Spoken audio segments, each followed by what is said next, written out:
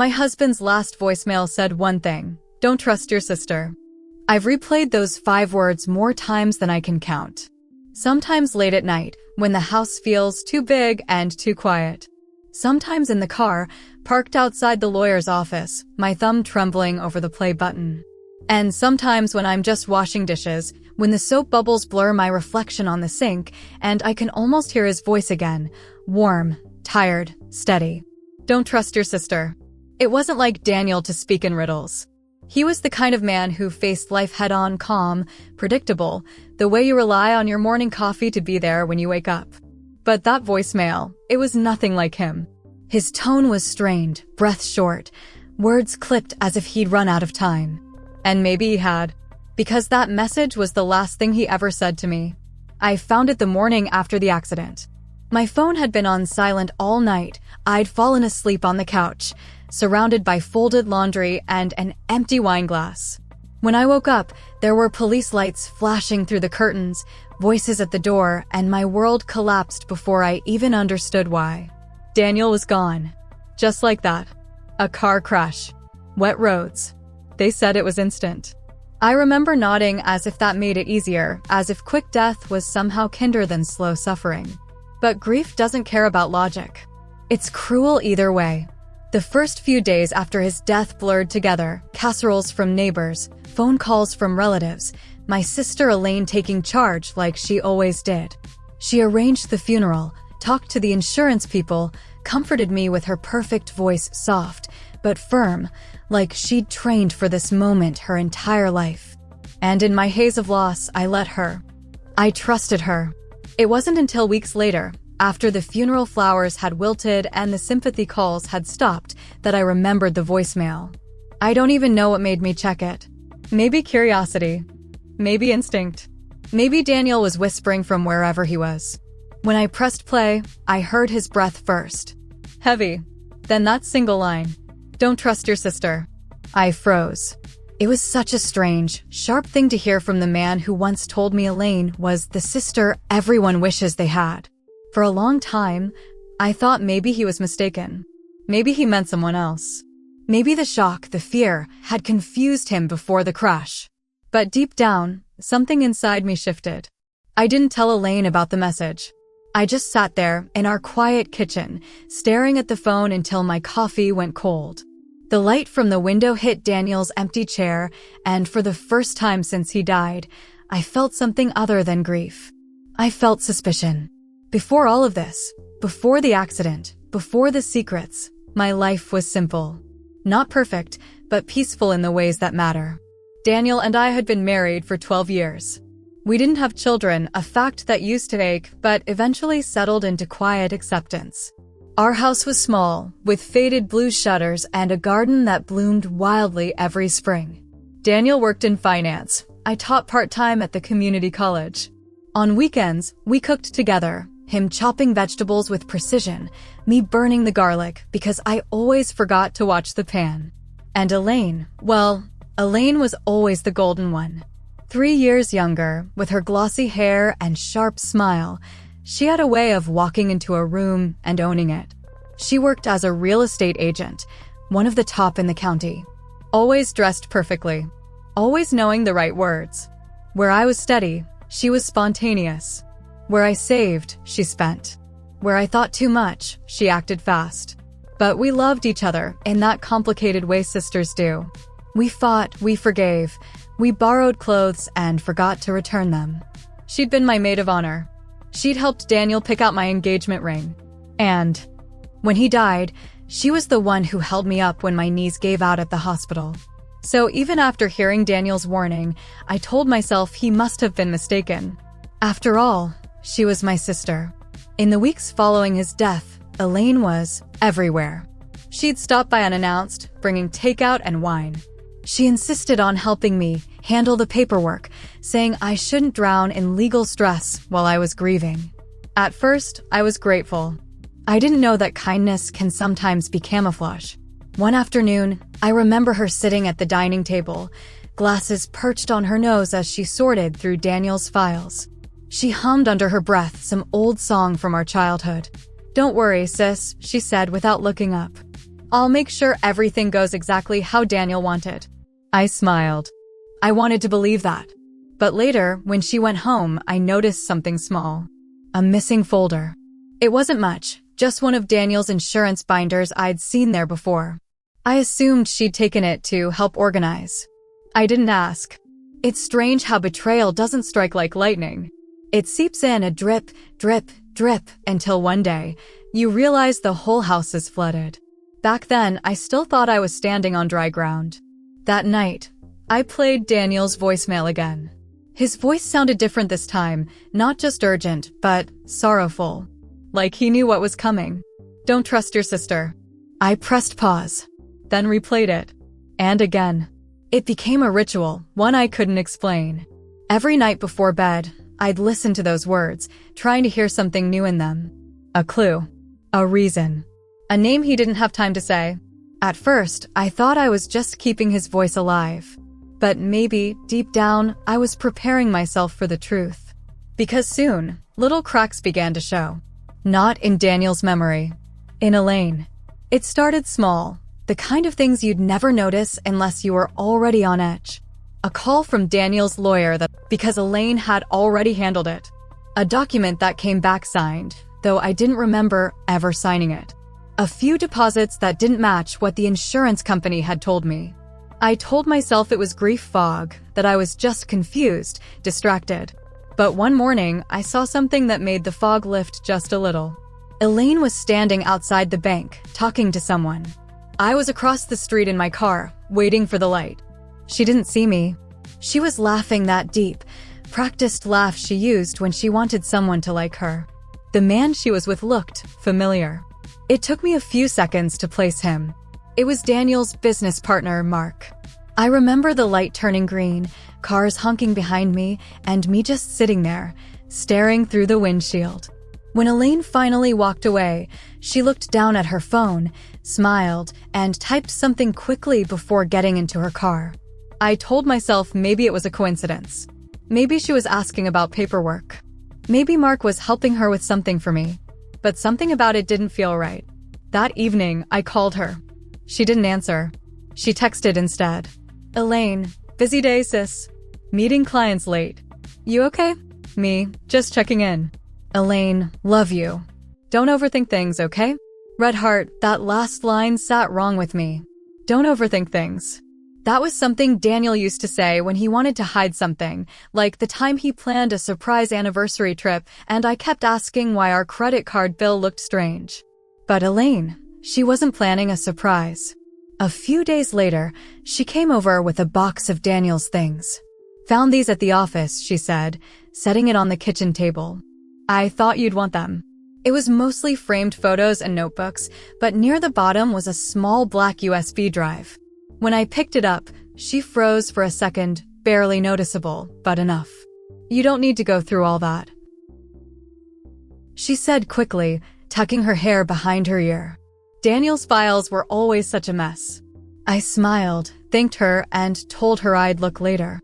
But the second she left, I locked the door. That night, I plugged in the USB. It wasn't messy at all. There were folders labeled accounts, investments, insurance, trust fund. Inside, I found spreadsheets neat, color-coded, with dates and notes Daniel had written in his tidy handwriting. He'd always been careful with money. Almost too careful. But there was one folder that didn't fit. It was labeled Elaine. My chest tightened as I opened it. Inside were PDFs of bank transfers, all made in the last 6 months of Daniel's life. Large amounts. Regular intervals. All going to an account under Elaine's name. At first, I thought maybe it was business-related. But the memos on the transfers told a different story. Personal loan, family help, house investment. Except I knew for a fact Elaine hadn't bought a house. She'd sold hers months before, saying she wanted to simplify. I scrolled through the files, each one tightening a knot in my stomach. Then I saw the last note Daniel had written before the accident. This has to stop. You said it was temporary. Don't drag Elle into it. If you don't fix this by Friday, I'm cutting it off. Elle, that was me. I remember sitting there for a long time, staring at that line. Don't drag Elle into it. My hands were shaking so hard I almost dropped the drive. Daniel knew. He'd been trying to stop something. And whatever it was, it had to do with Elaine. The next morning, I went to the bank. I didn't tell Elaine. I just wanted to check the balances on our joint accounts. The manager looked confused when I handed him my ID. He went to the back, came out 10 minutes later, and said softly, "Mrs. Harper, I'm afraid your joint account was closed 2 weeks ago." Closed? I repeated. By who? He hesitated. By your sister, Elaine Morgan. She had power of attorney. My throat went dry. Power of attorney? My husband never, he nodded. We have the documents. All signed and notarized. Would you like to see them? When he brought them out, my heart sank. Daniel's signature was there, neat, familiar. Except it wasn't. The loops were wrong. The D leaned too far left. I'd seen his handwriting for 12 years. That wasn't his. It was forged. I didn't say anything. Not to the banker. Not to Elaine. Not even to myself. I just drove home in silence, gripping the steering wheel until my knuckles turned white. At home, I played Daniel's voicemail again. His voice filled the kitchen, calm but urgent. Don't trust your sister. And for the first time, I didn't just hear him. I believed him. That night, Elaine called. Her voice was warm, almost sing-song. Hey sis. I was thinking we could go over Daniel's insurance stuff tomorrow. Maybe lunch at that cafe you like. I hesitated. Sure. Good. Oh, and don't stress about anything, okay? I've got it all handled. She hung up before I could answer. I sat there in the dark, phone still pressed to my ear, listening to the silence that followed her voice. And I realized something chilling. It wasn't just that she'd stolen from me. It was that she thought I'd never find out. Later that night, I went into the study and opened Daniel's old leather notebook. On the first page, he'd written something months ago. Trust built on love is fragile. Trust built on truth lasts forever. I traced the words with my fingers, my heart aching. That's when I decided I wasn't going to cry anymore. I was going to find out exactly what Elaine had done, even if it meant tearing apart everything I thought I knew about my own family. The next morning, I woke before sunrise. The house was silent except for the low hum of the refrigerator and the faint creak of old wood. Daniel used to say that early morning was the hour truth walked quietly through the house. That line came back to me as I stared at the ceiling, and for the first time, I wanted to chase that truth down. I made coffee, black and bitter, and sat at the kitchen table with Daniel's files spread out like puzzle pieces. The numbers, the documents, the fake signature, they all pointed toward one thing. But part of me still didn't want to believe it. How do you accept that your own sister might have betrayed you and the man you loved? Elaine arrived at noon, wearing her usual perfection, white blouse, tailored pants, gold earrings. She carried herself like she was stepping into a magazine shoot. Morning, sunshine, she said, dropping her bag onto a chair. You look tired. I wanted to tell her I hadn't slept, that my mind was a tornado of questions. Instead, I smiled faintly. Couldn't sleep much, I said. She started unpacking papers. I've got the latest statements. You don't need to worry about a thing. I've talked to the insurance folks. Your settlement should be ready next week. Settlement? I asked. Daniel's policy? She nodded, avoiding my eyes. Yeah, it's complicated, but it's fine. I watched her hands. Perfectly manicured. Steady. Confident. The same hands that used to braid my hair when we were kids. The same hands that might have forged Daniel's name. My voice was calm when I said, You met with Mark last week. Her head snapped up. What? At the bank, I continued. I saw you too. For a split second, her expression faltered, a flicker of something sharp before the smile returned. Oh, that? Mark wanted advice about selling his lake house. Why? I didn't answer. I just held her gaze. A long, quiet beat passed. She looked away first. Elaine, I said softly, Daniel left me a voicemail before he died. That got her attention. Her hands froze mid-motion. What did it say? I took a slow sip of coffee, keeping my eyes on her. He said, Don't trust your sister. The color drained from her face. Her lips parted, but no sound came out. Then, just as quickly, she laughed, forced, high-pitched. Oh, come on, Lila. You really think he meant me? You're grieving, honey. You're seeing ghosts in the wallpaper.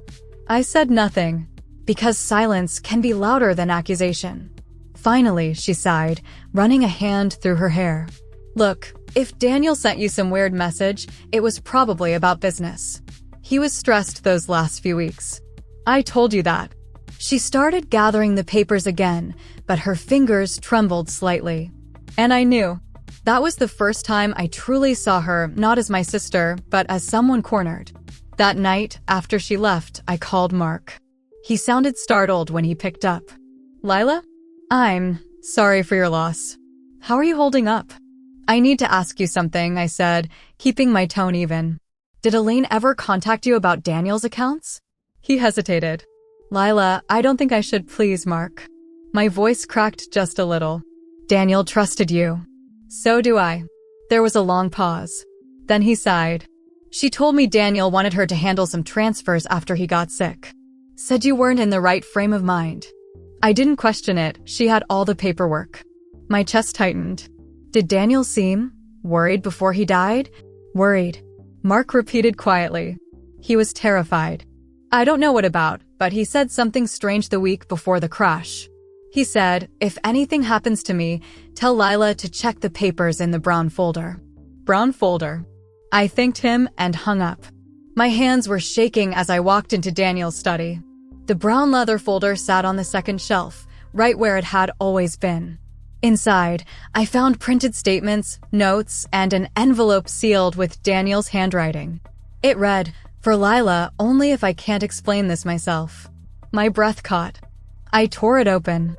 Inside was a single page, dated just 2 days before his death. Lila, if you're reading this, something went wrong. I didn't want to believe it, but Elaine has been siphoning money from my accounts for months. She said she needed help. But it's bigger than that. I think she's in troubled debts, maybe worse. I've tried to protect you, but if anything happens, don't trust her with the estate. Keep everything in your name and contact Mark. I'm so sorry. I wanted to fix this before you ever knew. Daniel. The words blurred as tears filled my eyes.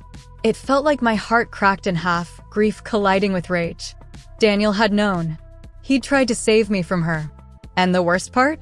Elaine had stood at his funeral, hand on my shoulder, whispering, we'll get through this together. I don't know how long I sat there, holding that letter. The room felt smaller, the air thicker. Every memory of Elaine, every childhood secret, every hug, every laugh felt poisoned now. The next morning, I printed copies of everything, Daniel's letter, the transfers, the fake signature. I took them to a lawyer, Daniel's old friend, Peter. When I laid it all on his desk, he went pale. Lila, this is fraud. Serious fraud. I nodded numbly. Can I prove it? He flipped through the papers. The forged power of attorney, yes. If we get a handwriting analysis, you'll have a strong case. I thought of Elaine's confident smile, her steady voice, her hand signing Daniel's name like it was her own. I don't want revenge, I said quietly. I just want the truth. Peter nodded. Then that's exactly what we'll get. That evening, Elaine showed up again, uninvited, cheerful, carrying a casserole dish like nothing was wrong. You've lost weight, she said, setting it down. You have to eat, sis. You can't fall apart. I smiled, holding back the storm in my chest. I won't. As she turned toward the counter, I said, Daniel left me something. She froze. What do you mean? A letter, I said softly. He knew about the money. The silence that followed was suffocating. Elaine's back remained turned, her shoulders rigid. Then she laughed quiet, brittle. Lila, you don't understand, I understand enough. My voice trembled. You forged his signature. You took his money. And you lied to me. All while I was burying my husband. She turned then, eyes glassy, mascara smudged. It wasn't supposed to go this far, she whispered. I just needed time to pay off a loan. Then Daniel threatened to expose me and I panicked. Tears welled up in her eyes, but I couldn't tell if they were real or rehearsed. You stole from him, I said, my voice breaking. From us. I'm your sister, she said, stepping closer. Family fixes things. I shook my head. No, Elaine. Family doesn't destroy the ones who trust them most. She flinched like I'd struck her. Then she whispered, "You don't have to ruin me." I met her gaze steady. "You already did that yourself." After Elaine left that night, I stood in the kitchen for a long time. Her perfume still lingered in the air, jasmine and something bitter underneath, like the scent of a flower left too long in a vase. I stared at the casserole dish she'd brought, untouched on the counter, and suddenly, it felt like a prop, another performance in her long play of deception. For 12 years, I'd believed she was my closest ally. Now, I couldn't tell where my grief for Daniel ended and my grief for her began. That night, I couldn't sleep. Every time I closed my eyes, I saw Daniel's signature, that forged, crooked D, and Elaine's calm face when I confronted her. I realized something simple but terrifying. She wasn't sorry she'd done it. She was sorry she got caught. The next morning, I went back to Peter's office. He'd already arranged for a handwriting expert. Within 2 days, the report came back. Forgery confirmed. Daniel's real signature, from our mortgage and insurance documents, matched perfectly. The one on the power of attorney didn't. The loops were tighter, the pressure inconsistent. It was deliberate.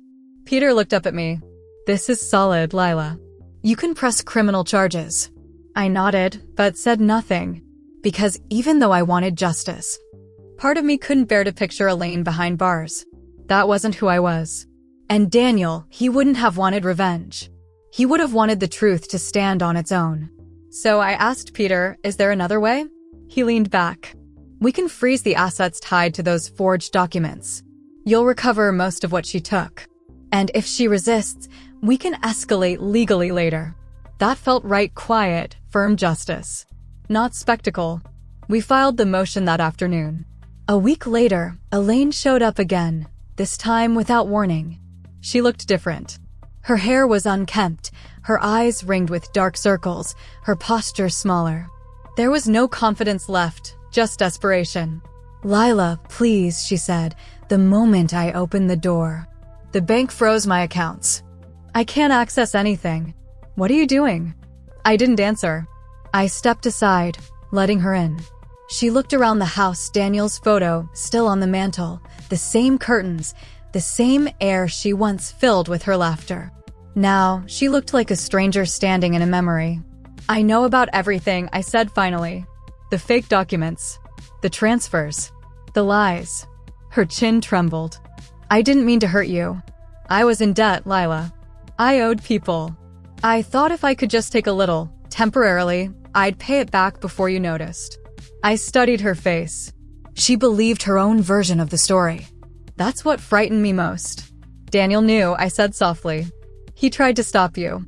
At that, her eyes filled with tears. She whispered, "He told me he'd go to the police." I begged him not to. I told him I'd fix it. And then, 2 days later, she broke off. Her breath hitched, eyes wide, darting to mine. I didn't mean for him to stop. My voice was sharp, trembling. "Don't finish that sentence." Her silence said everything. I stepped back, my pulse roaring in my ears. "You're telling me," she shook her head violently. No, Lila, it was an accident. He drove off after our fight. I tried to call him back. I swear I didn't, but I didn't hear the rest. The walls seemed to close in, her words echoing. He'd gone to confront her, and that was the night he died. For hours after she left, I sat on the floor of Daniel's study, shaking. The truth had a weight I wasn't ready for. All those sleepless nights wondering why he was on that road, why he'd been out so late, now it all made sense. He'd gone to stop her. And she'd let him drive away knowing he was angry, upset, maybe distracted enough to miss a turn on that rain-slicked road. No, she hadn't killed him. But she'd set the storm in motion. That realization was worse than any deliberate act. Because it meant the guilt wasn't clear-cut, it was shared, tangled, and unfixable. I could destroy her with that truth. Or I could live with it. I didn't know which would haunt me more. A few days later, Peter called. "The assets have been restored," he said. "Elaine's accounts are frozen until we finalize the paperwork. Do you want me to notify her attorney?" I paused. "Not yet," I said quietly. "Let her sit with what she's done. That night, I packed up Daniel's office. Every photograph, every file, every object that still carried his scent. I found one of his old watches, the one he wore every day, and slipped it onto my wrist. It felt heavy, grounding. Then I opened my laptop and played the voicemail again. "Don't trust your sister." I whispered back, "I didn't love. Not anymore." Days turned into weeks. Elaine stopped calling. Her name appeared in court documents, but never in my phone again. The silence between us became its own language, the kind that says everything words can't. People in town started asking questions. Whispers spread, "Lila's suing her sister. It's about money. Can you imagine?" I didn't answer any of them. I just went about my quiet routine, teaching, tending the garden, visiting Daniel's grave every Sunday. But one afternoon, a letter arrived. No return address. Inside was a folded note and a check, the remaining balance Elaine had stolen. The note said only, "I sold the house. It's yours now. I'm sorry for everything.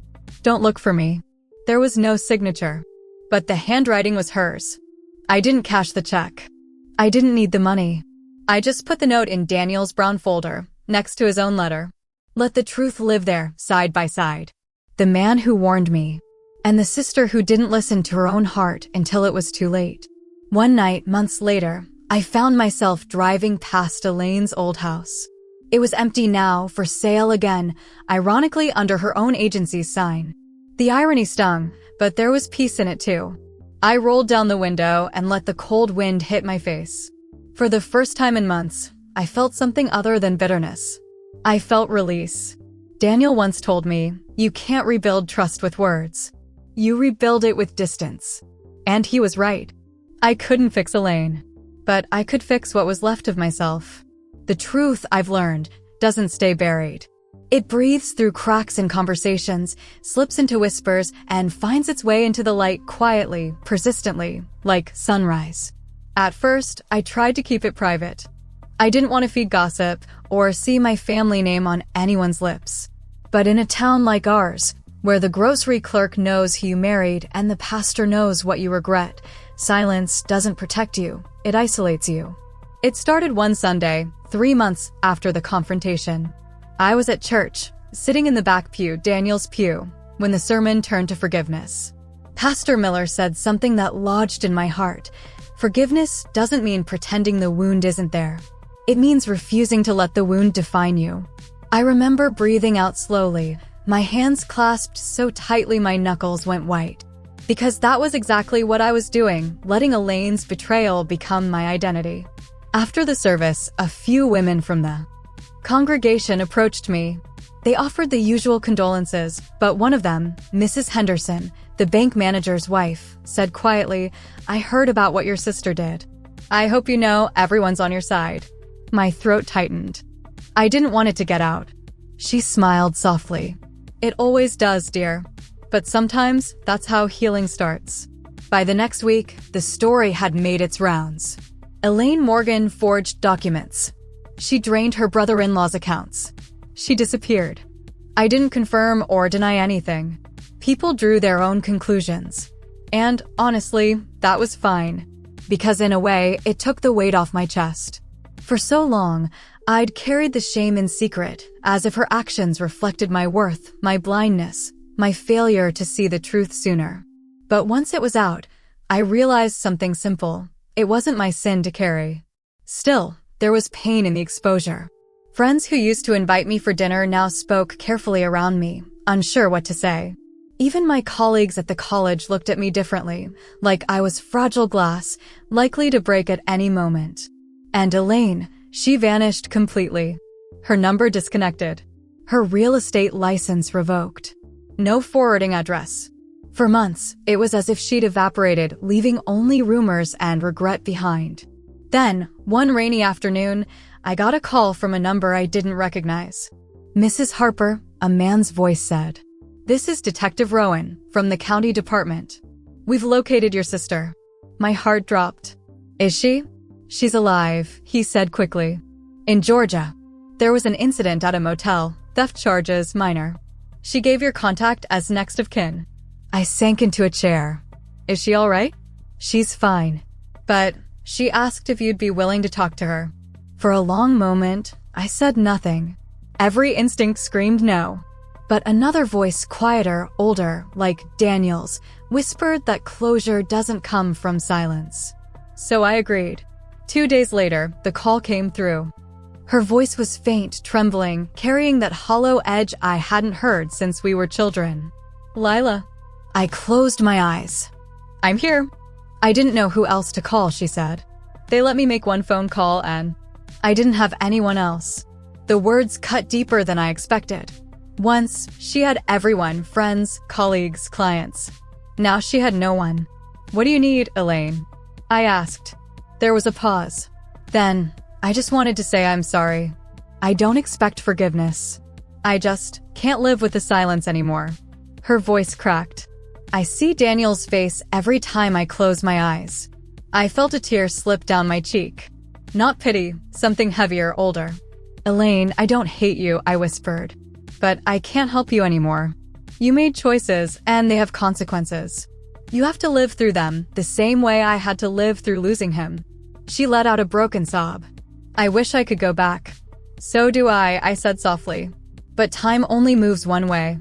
We stayed on the line for another minute, two sisters on opposite sides of a lifetime, bound by blood and broken by betrayal. Then the call ended. And just like that, the silence returned. After that day, I never heard from Elaine again. I don't know where she went. Part of me still hopes she found peace somewhere far away, a small apartment near the ocean, maybe where she can start over with no one to lie to but herself. Because despite everything, I still believe people can change. Not all of them do, but some try. And maybe that trying is its own kind of redemption. As for me, life moved forward, not quickly, not cleanly, but forward. The court finalized the asset recovery. I donated half of Daniel's insurance money to the local scholarship fund under his name. I went back to teaching full-time. And every now and then, someone would stop me in town and say, "You're stronger than I'd ever be." I'd smile and think, strength isn't a choice. It's what's left when every other option is gone. One afternoon, while cleaning out the attic, I found an old photo album, me and Elaine as kids, sitting in the backyard eating popsicles, our faces sticky and bright with laughter. We couldn't have been more than 8 and 5. There were no lies in those smiles. No stolen money. No dead husband. Just two girls who thought the world was fair and love was simple. I stared at that picture for a long time. Then I slipped it into Daniel's brown folder, alongside his letter and hers. Because I realized something that day: forgiveness isn't a door you walk through once. It's a hallway. And sometimes, you have to keep walking through it over and over again until the walls stop closing in. The town eventually stopped talking. The gossip faded. New scandals replaced the old ones. And life became quiet again. But every so often, when the phone rings late at night, my chest tightens, just for a second, as if it could be Daniel again. Another message. Another warning. Another truth. Of course, it never is. But in that stillness, I sometimes whisper, "I listened this time, love." And somehow, that feels like enough. Grief changes shape over time. At first, it's heavy, pressing against your chest, stealing your breath. But eventually, it becomes quieter. It doesn't disappear. It just learns how to live beside you. That's what happened with mine. Months passed. The seasons turned, the pink blush of spring, the gold of summer, the long quiet of fall. And by the time winter came again, I'd learned how to live without checking my phone every night for a voice that would never call again. The house still held Daniel's memory, but it no longer haunted me. It comforted me. Like a photograph left on a nightstand, not painful to look at anymore, just part of the room. I started small, planting tulips in the garden Daniel used to weed, repainting the shutters a lighter blue, cooking again, even though every recipe reminded me of him correcting me, "Babe, garlic goes after the onions." Not before. At first, I cooked in silence. Then I began humming. And one evening, I caught myself laughing at a cooking show, really laughing. It startled me. That's when I realized I wasn't surviving anymore. I was healing. People often talk about forgiveness, as if it's an act, a single decision, a box you check off. But it's not. Forgiveness is maintenance. It's choosing every morning not to let bitterness eat what's left of your heart. I didn't forgive Elaine overnight. In fact, for a long time, I told myself I never would. But one morning, while cleaning the attic again, I found something that changed me. It was a small cardboard box wedged behind an old trunk. Inside were letters from Elaine. Dozens of them. Unsent. They were dated from before Daniel's death, some even years before. In one, she wrote, "I hate that Lila always gets things right. She deserves the good life, but sometimes I wish I could borrow it just for a day." Another read, "Daniel's the only man who's ever treated me like I mattered. Not because he loved me, he didn't, but because he saw me." And the last one, "If I ever lose Lila, I'll lose myself. She's my anchor. Even when I hurt her, she still looks at me like I'm worth something." I sat on the floor, the letters spread around me like autumn leaves. And in that moment, I saw her not the thief, not the liar, but the broken woman underneath all that performance. The one who never learned to live without envy. The one who mistook love for ownership. It didn't excuse what she did, but it made her human again. That night, I went to Daniel's grave. The air was crisp, the ground soft beneath my boots.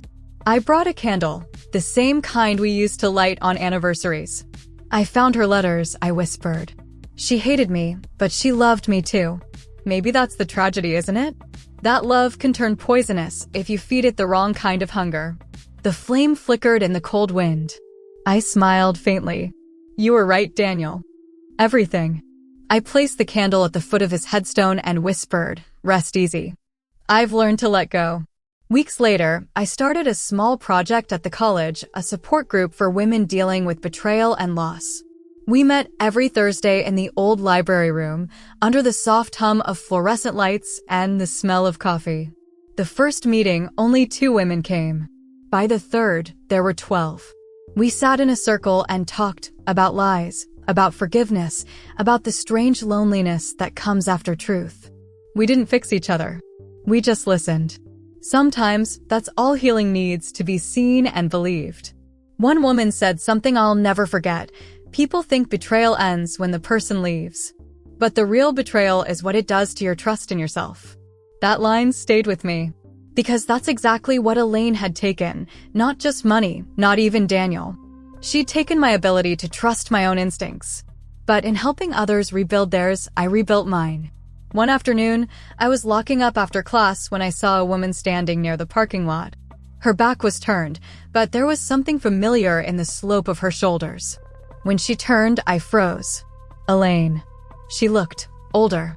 Her hair shorter, her clothes simple, her eyes softer, like someone who'd been stripped of everything false. "Lila," she said quietly. "I didn't expect you to stop." I stepped closer, but kept my distance. "Why are you here?" "I came to give you this." She held out a small envelope.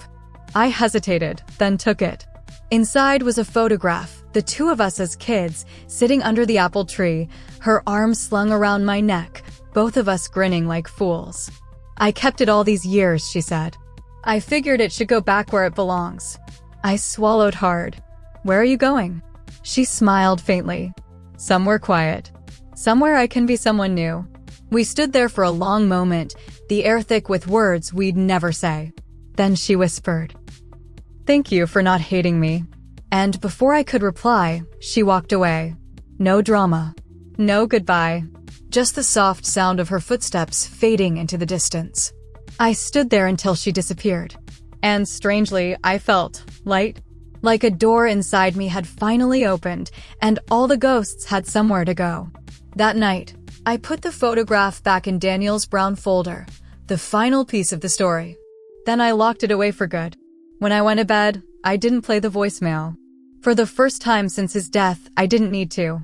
Because I already knew what he wanted for me. Not revenge. Not justice. Peace. The next morning, sunlight spilled through the curtains, soft and golden. I made coffee, stepped out into the garden, and watched the tulips sway in the wind. The air smelled like rain and renewal. And for the first time, I whispered something new. "I forgive you, Elaine. Wherever you are." The wind carried it away, Maybe to her, maybe nowhere at all. But it didn't matter. Because forgiveness isn't for the person who hurt you. It's for the one who survived them. It's been 2 years since Daniel's death. 2 years since that voicemail. 2 years since I learned that sometimes love doesn't save us, it reveals who we are. People often ask me if I ever heard from Elaine again. The answer is no.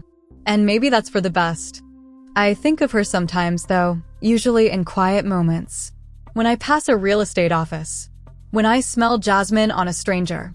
When I see two sisters walking together and one of them throws her head back laughing. It used to hurt. Now it just reminds me that love and betrayal can grow from the same soil. That sometimes the people who hurt us most are the ones who once held us closest. I still have the brown folder. I don't open it anymore. It sits at the back of my drawer, a memorial not just to Daniel, but to the lessons he left behind. Every now and then, when a student asks me why I'm so passionate about honesty, I tell them. Because truth isn't just what you owe others. It's what you owe yourself. And if they press, I smile and say, once, I ignored a warning from someone I loved. I won't make that mistake again.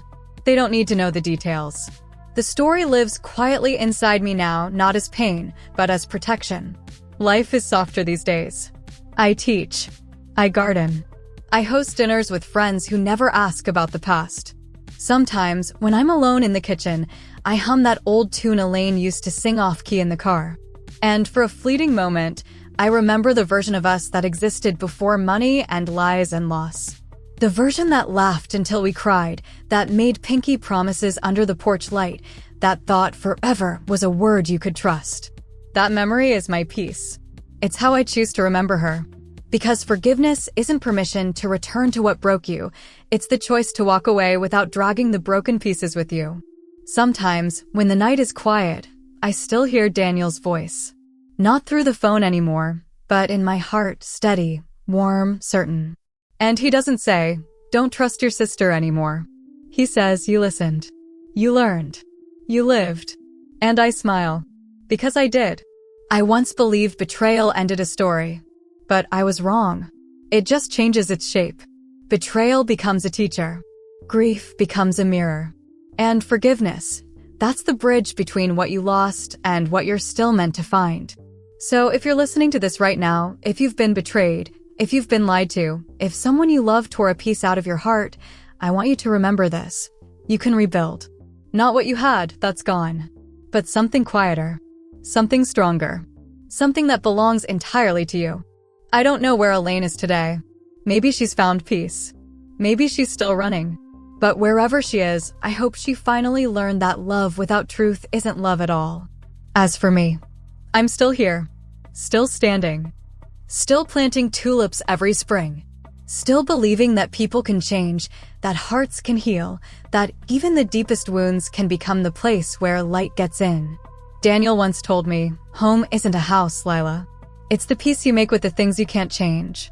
And now finally, I understand.